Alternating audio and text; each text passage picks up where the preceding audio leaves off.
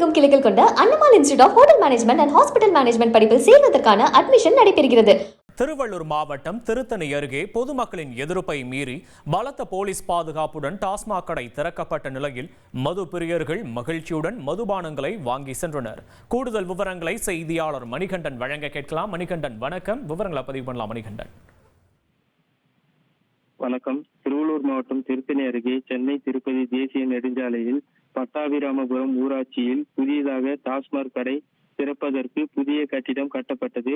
இந்த டாஸ்மாக் கடை திருத்தணியில் அருகே முன்பு பொன்பாடி என்ற பகுதியில் இருந்து இடமாற்றம் செய்யப்பட்டு புதிய கட்டிடமாக பட்டாபிராமபுரம் கிராமத்தை சேர்ந்த பொதுமக்கள் அந்த இடத்தில் டாஸ்மாக் வருவதை கண்டித்து எதிர்ப்பு தெரிவித்து வந்தனர்.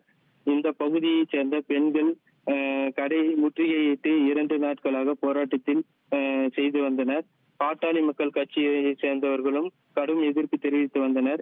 இந்த நிலையில் திருத்தணி டிஎஸ்பி கந்தன் தலைமையிலான 100க்கும் மேற்பட்ட போலீசார் திருத்தணி காவல் நிலையத்தில் ஆய்வாளர் மதியரசன் ஆகியோர் பாதுகாப்பு பணியில் ஈடுபட்டு வருகின்றனர்.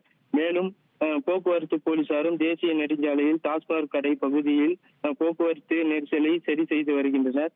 பட்டாபிராமபுரம் கிராமத்தைச் சேர்ந்த பொதுமக்கள் மற்றும் பெண்கள் பாட்டாளி மக்கள் கட்சியை சேர்ந்தவர்களும் ஆர்ப்பாட்டம் செய்வதற்கு புதிய டாஸ்மாக் கடை திறக்க எதிர்ப்பு தெரிவித்து வந்தனர். இதற்கு முன்னதாகவே போலீசார் டாஸ்மாக் கடையின் முன்பு திருத்தணி மற்றும் திருவள்ளூர் மற்றும் சுற்றுவட்டார பகுதிகளில் உள்ள பாதுகாப்பு பணியில் ஈடுபட்டிருந்த போலீசார் முன்னதாக 7 மணி நேரத்துக்கும் மேலாக போலீசார் பாதுகாப்பு பணியில் ஈடுபட்டு வந்தனர்.